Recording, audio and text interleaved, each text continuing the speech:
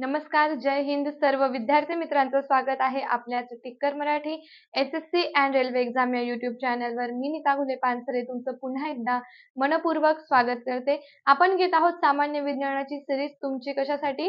तर रेल्वेसाठी आणि तुमचं दुसरे एक्झाम आहे एसएससी जीडीचे, ज्यासाठी तुम्हाला सेंट्रल लेवलला जे सामान्य विज्ञान येतं त्याची आपण इथे सिरीज सुरू केलेली आहे आणि आपण सगळेचे सगळे PYQ आज इथे घेत आहोत. ठीक आहे, आपण जी सिरीज सुरू केलेली आहे वन लाइनरची, आतापर्यंत 3 लेक्चर त्याचे झालेले आहे. आजचं आपलं हे 4थं लेक्चर असणार आहे.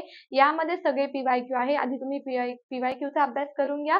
देन नंतर तुम्हाला जे अतिसंभाव्य क्वेश्चन आहे ते सुद्धा आपण इथे घेणार आहोत. ठीक आहे, ज्यांनी फॉर्म नसतील भरले तर त्यांनी फॉर्म सुद्धा जाऊन भरायचे आहे, कारण तुमची फॉर्म फिलिंगची प्रक्रिया आहे ती या महिन्यापर्यंतच होणार आहे, त्यापुढे नाही होणार. ठीक आहे, तर या महिन्यापर्यंतच फॉर्म फिलिंग प्रक्रिया होणार आहे. सो पहिले जाऊन तुम्ही फॉर्मची डेट बघायची आहे. आपल्या या चॅनलवरती मी डेट सुद्धा तुम्हाला सांगितलेली आहे. ओके, तर लेक्चरला शेवटपर्यंत बघायचंय, सेशनच्या लिंकला जास्तीत जास्त शेअर करायचंय आणि सगळ्यांनी सेशनला लाईक करायचंय. तुम्ही चॅनलवर नवीन असाल तर सर्वप्रथम टिक्कर मराठी एसएससी आणि रेल्वे एक्झाम चॅनलला सबस्क्राईब करा. ओके, तर बघा, सामान्य विज्ञानाचं वन लाइनर आपण घेत आहोत. तर त्यामधला पहिला प्रश्न आता आपण बघणार आहोत. तुम्हाला जर आन्सर येत असेल किंवा त्याचं स्पष्टीकरण माहिती असेल तर तुम्ही लिहू शकतात, सांगू शकतात. कारण बघा, वन लाइनरची कन्सेप्ट कशी असते की तुम्हाला आन्सर इथे दिलेले आहेत, तुम्हाला आन्सर माहिती आहे. ओके, फक्त हे आन्सर का आलं हे आपण इथे बघणार आहोत. ठीक आहे, पहिला प्रश्न दिसत असेल, BCG लस कोणत्या रोगावर वापरली जाते? तर तिथे पर्याय नंबर येत नाही, डायरेक्ट आन्सर असतं क्षयरोग. क्षयरोगाचा जंतू कोणी शोधून काढला? रॉबर्ट कॉक यांनी. कोणी शोधून काढला आहे? रॉबर्ट कॉक यांनी काय केला? क्षयरोगाचा जंतू शोधून काढला होता. क्षयरोगाच्या जंतूचं नाव काय आहे? मायक्रोबॅक्टेरियम. काय आहे? मायक्रोबॅक्टेरियम ट्युबरक्युलोसिस. काय आहे? ट्युबरक्युलोसिस. लक्षात राहील, क्षयरोगाच्या जंतूचं नाव आहे मायक्रोबॅक्टेरियम ट्युबरक्युलोसिस. त्याच्या जो जंतू आहे तो शोधून काढला होता रॉबर्ट कॉक यांनी. BCG एक वॅक्सिन आहे. BCG काय आहे? वॅक्सिन आहे, जी कशावर दिली जाते? क्षयरोगावरती दिली जाते. जर क्षयरोग झालेला असेल तर डोट्स ही उपचार पद्धती सुद्धा वापरली जाते. डोट्सचा फुल फॉर्म काय आहे? Directly observe treatment short course. तर लक्षात आलं असेल तुम्हाला क्षयरोगाबद्दल. मी तुम्हाला इथं भरपूर माहिती सांगितली. 24 मार्चला आपण जागतिक क्षयरोग दिन म्हणून सुद्धा साजरा करतो, हे सुद्धा तुम्हाला विचारलं जाईल. 24 मार्च काय आहे? जागतिक क्षयरोग दिन, हे तुम्हाला विचारलं जाईल. लक्षात ठेवायचं आहे, लक्षात राहील.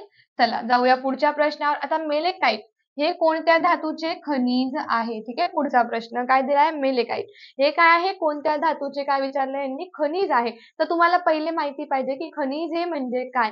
तर खनिज म्हणजे काय असतं सांगा बरं, कमेंट मध्ये सांगायचंय.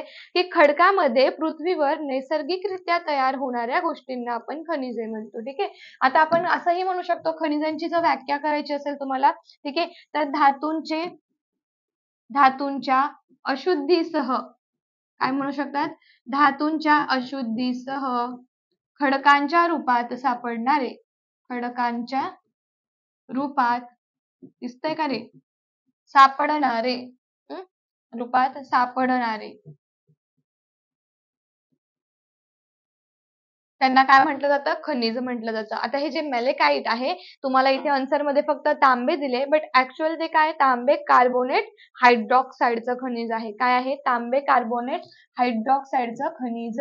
लक्षात राहायला पाहिजे. ठीक आहे, कशाचं आहे? फक्त तांब्याचं नाहीये, तर तांबे कार्बोनेट हायड्रॉक्साईड.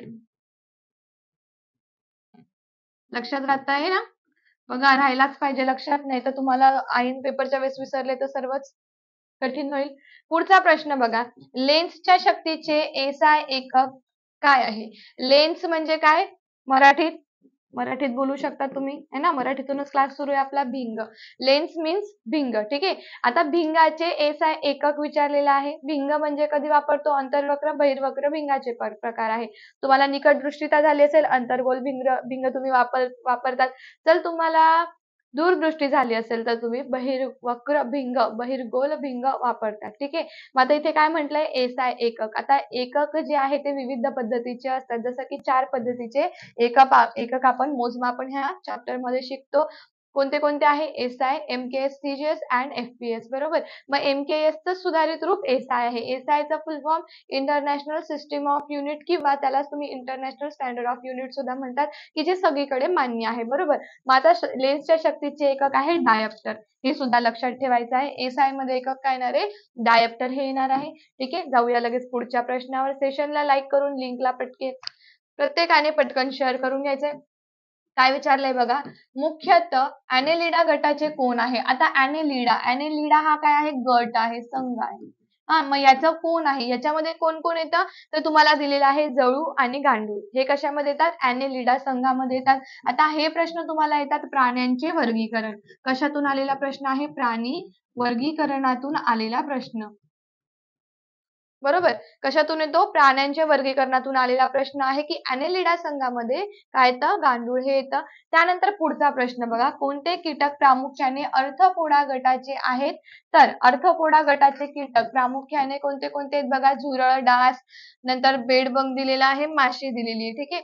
हे काय झाले? तर हे तुमचे अर्थपोडा संघाचे झाले. अर्थपोडाचा अर्थ काय होतो? बघा, अर्थपोडाचा अर्थ काय होतो? ज्यांचे लेग कसे असतात? जॉइंटेड. अर्थ म्हणजे काय? जॉइंट. अर्थ म्हणजे काय? जॉइंट. आणि पोडा म्हणजे काय? लेग. ठीक आहे. मग ज्यांचे काय आहे? जॉइंट लेग्स आहे ते झाले अर्थपोडा, ज्याला तुम्ही मराठीत काय म्हणतात? संधिपात म्हणतात. काय म्हणतात? संधिपात म्हणतात. जगामध्ये सगळ्यात जास्त संधिपातांची संख्या म्हणजे अर्थपोडाची आहे 80%. कीटक जे आहेत अर्थपोडा संघात येतात, म्हणून आपण ह्याला काय म्हणतो?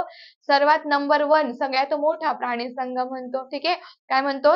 ॲनिमल किंगडम मध्ये सगळ्यात मोठा, सगळ्यात लार्ज फायलम जो कोणी आहे तो अर्थपोडा आहे. याच्यामध्ये कोण येतं? झुरळ येतं, डास येतं, माशी येते. हे सर्व काय आहे? जॉइंटेड लेग असलेले कीटक आहेत. ओके. चला, सेशन लाईक करून लिंकला प्रत्येकाने शेअर करून घ्यायचं आहे. ओके. कोणते प्राणी किंवा कीटक प्रामुख्याने मोलुस्का गटात येतात? प्राण्यांच्या वर्गीकरणातले हे प्रश्न तुम्हाला येत आहे. आता गट दिला Mollusca. Mollusca second large phylum आहे ॲनिमल किंगडम मधला. काय आहे तो? Second large. पहिला कोण होता? अर्थपोडा. दुसरा कोण आहे? मोलुस्का. मग मोलुस्का मध्ये येणारे काय सांगितले तुम्हाला? घटक विचारलेले आहे. मोलुस्का मध्ये कोणते घटक येतात बघा, गोगलगाय, शिंपले. दिसताय? गोगलगाय, शिंपले कशात येतात? मोलुस्का मध्ये येतात. शिंपले माहिती तुम्हाला? गोगलगाय माहिती? बघा, गोगलगायीच्या शरीरावरती एक कव्हर असतं. गोगलगाय पोटात पाय, ती वाली नाही. का ती वालीच? तर बघा, गोगलगायीच्या शरीरावरती एक कवच असतं. ती एका कवचाने आच्छादित असते. जे कवच आहे ते कॅल्शियम कार्बोनेटचे बनलेले असते. बरोबर. ते काय करतं? त्याला बाह्य संरक्षण देण्याचा प्रयत्न करतं. गोगलगाय जी आहे, तिची जी बॉडी आहे ती सॉफ्ट आहे. गोगलगाय या संघामधले जे प्राणी येतात त्यांची बॉडी सॉफ्ट असते, त्याच्यामुळे त्याला मोलुस्का म्हणतो. तर मोलुस्का हा शब्द कुठून आले? तर हा लॅटिन मधून आलेला शब्द आहे. बरोबर. हे पण लक्षात ठेवायचं. मोलुस्क म्हणजे काय? मोलुस्काचा अर्थ काय होतो? सॉफ्ट बॉडी असलेले ॲनिमल ज्या गटामध्ये येतात त्याला मोलुस्का म्हणतात. मग गोगलगाय जी आहे ती सॉफ्ट आहे, पण ती सॉफ्ट असल्यामुळे कुठलाही प्रिडेटर तिला खाऊन जाईल, म्हणून तिच्या शरीरावरती कॅल्शियम कार्बोनेटचं एक लेयर असतं, ज्याला तुम्ही एक्झोस्केलेटन म्हणून ओळखतात. ओके. लक्षात येत आहे? चला, पटकन सेशन लाईक करून लिंकला शेअर करून घ्यायचं आहे. ठीक आहे. नंतर कोणते प्राणी प्रामुख्याने इकायनोडर्मॅटा? तुम्हाला सगळं प्राण्यांचं वर्गीकरण आहे आज. ओके. काय आहे? प्राण्यांचं वर्गीकरण. ओके. कोणते प्राणी प्रामुख्याने कशामध्ये येतात? इकायनोडर्मॅटामध्ये येतात. आता इकायनोडर्मॅटा दिसतोय ना सर्वांना? बघा, कोणते प्राणी प्रामुख्याने इकायनोडर्मॅटा? इकायनो म्हणजे काय? काटे. इकायनो म्हणजे काय? काटे. ठीक आहे. डर्मॅटा म्हणजे काय? त्वचा. डर्मॅटा म्हणजे काय? त्वचा. म्हणजे ज्यांच्या त्वचेवर काटे आहेत ते कशामध्ये जातात? इकायनोडर्मॅटामध्ये जातात. समजेल का रे तुम्हाला? ठीक आहे. चला, परत पुन्हा एकदा लिहू आपण. ओके. नेतानाल मॅडम, तुम्ही काय तुमच्या स्वतःच्या नोट्स काढताय का? आम्हालाही कळलं पाहिजे काहीतरी त्याच्यातलं. बघा, इकायनो म्हणजे काय मुलांनो? काटे. ओके. डर्मॅटा म्हणजे काय? त्वचा. म्हणजे मी काय सांगितलं? ज्यांच्या शरीरावर, त्वचेवर काटे असतात ते प्राणी इकायनोडर्मॅटा संघामध्ये जातात, जे काय असतात? समुद्री निवासी, सागर निवासी असतात. म्हणजे काय आन्सर आहे? स्टारफिश. हे जाऊ द्या. स्टारफिश, त्यानंतर तारा. तारामासा बोलतो आपण ते चालते. ठीक आहे. हे कशामध्ये जातात? इकायनोडर्मेटा संघामध्ये जातात. त्यानंतरचा पुढचा प्रश्न, मानवी पचन कुठे सुरू होते? मानवाचं जे पचन आहे कुठे सुरू होतं? तर मानवी पचन जे आहे ते त्याच्या मुखापासून सुरू होतं.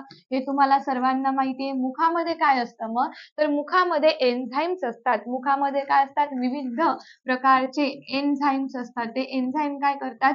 आपल्या शरीर रचना जी आहे, आपल्या शरीर क्रिया करून आणायला मदत करतात. जे काही जैव रासायनिक प्रक्रिया आपल्या शरीरात घडत आहेत त्यांना कंट्रोल करायला मदत कोण करत असतात? हे एन्झाईम करतात किंवा त्याचा रेट फास्ट करण्यासाठी एन्झाईम हेल्पफुल असतात. मग आपल्या शरीरामध्ये मुखामध्ये एन्झाईम आहे, त्याचं नाव आहे टायलिन. काय नाव आहे त्याचं? टायलिन. मग हे टायलिन काय करतं? जेव्हा तुम्ही कार्बोदके खातात, कार्बोदकांचा प्रकार तुम्ही समजा स्टार्च, तुम्ही जर स्टार्च खाल्लेला आहे तर स्टार्च काय झालं तुमचं? कॉम्प्लेक्स फूड झालं, म्हणजे जटिल आहे ते, मग ते काही शरीरात पचन होणार नाही. मग त्याला काय करतं? हे टायलिन काय करतं? त्याचं रूप बदलून त्याला काय करतं? ते माल्टोज मध्ये कन्वर्ट करतं. कशामध्ये? माल्टोज मध्ये कन्वर्ट करतं. आणि माल्टोज झालं तुमचं सिंपल फॉर्म. ठीक आहे. माल्टोज काय झाला? तुमच्या फूडचा सिंपल फॉर्म झाला आणि त्याच्यानंतर ते आपल्या शरीरामध्ये पूर्ण पचन केलं जातं. ठीक आहे. समजलं असेल तर जाऊया पुढच्या प्रश्नावर. जे रक्त शिरांमधून वाहते ते कसे असते? ऑब्व्हियसली अशुद्ध रक्त असते. ठीक आहे. कसे असते ते? अशुद्ध रक्त शिरांमधून वाहते. आता इथे तुम्हाला याचं माहिती पाहिजे की किती आपल्याला रक्तवाहिन्या आहेत. रक्तवाहिन्यांचे 3 प्रकार आहेत. पहिली कोणती? धमनी. धमनीमधून रक्त कसं वाहतं? नेहमी शुद्ध. बघा खालचा तुम्हाला प्रश्नच तो होता. त्याच्यानंतर दुसरी आहे शिरा. शिरामधून, खाण्याचा शिरा नव्हे. शिरामधून रक्त कसं वाहतं? अशुद्ध, म्हणजे ज्याच्यामध्ये कार्बन डायऑक्साईडचं प्रमाण असतं त्या रक्ताला आपण काय म्हणतो? अशुद्ध. आणि ज्याच्यामध्ये ऑक्सिजनचं प्रमाण असतं त्याला आपण बोलतो शुद्ध. शुद्ध रक्त नेहमी धमनीद्वारे, तर अशुद्ध रक्त नेहमी शिरांद्वारे शरीरामध्ये वाहिले जाते. नंतर आहे पुढचा प्रश्न, कोणती रक्त धमनी वाहून नेते? कोणते रक्त धमनी वाहून नेते? मग मी सांगितलं ना, धमनी काय वाहते? शुद्ध रक्त वाहते, ज्याच्यामध्ये ऑक्सिजनचं प्रमाण जास्त व कार्बन डायऑक्साईडचं प्रमाण कमी असतं, त्याला आपण काय बोलतो? शुद्ध रक्त बोलतो. तर हे तुमचे आजचे होते क्वेश्चन. 1 लाईनर तुमचं इथे संपलेलं आहे. ठीक आहे. हे तुमचे काय होते? आजचे क्वेश्चन होते. क्वेश्चन कसे वाटले मला कमेंट करून नक्की सांगायचं. याच्याने तुमचा किती अभ्यास होतो आहे हे देखील सांगायचं आहे. तुम्हाला व्हिडिओ आवडल्यास व्हिडिओला नक्की लाईक करायचं आहे आणि या व्हिडिओच्या लिंकला जास्तीत जास्त आपल्या सगळ्या ग्रुपमध्ये शेअर करून घ्यायचं आहे. कारण तुम्हाला मराठीमधून सामान्य विज्ञान फक्त इथेच मिळणार आहे, बाकीकडे कुठेही मिळणार नाही. हे सगळे PYQ मी घेत आहे आणि PYQ कुठल्या बुकमध्ये आहे ते पण मी ऑलरेडी तुम्हाला सांगितलेलं आहे. तर तुम्ही पण त्याचा व्यवस्थित अभ्यास करा. सेंट्रलला तेच प्रश्न तुम्हाला विचारले जातात. सिलेबस तोच आहे, फक्त तुमच्या प्रश्नांची लेवल थोडी कमी जास्त आहे इतकंच. म्हणून आपण सगळे PYQचा आधी अभ्यास करत आहोत. तुम्ही चॅनलवर नवीन असाल तर सर्वप्रथम टिक्कर मराठी SSC आणि रेल्वे एक्झाम चॅनलला सबस्क्राईब करायचं आहे. आपला ॲप सुद्धा आहे, ॲपला डाउनलोड करा. पुन्हा भेटूया न्यू क्वेश्चन सोबत. तोपर्यंत bye bye, take care, wish you all the best. जय हिंद. Thank you.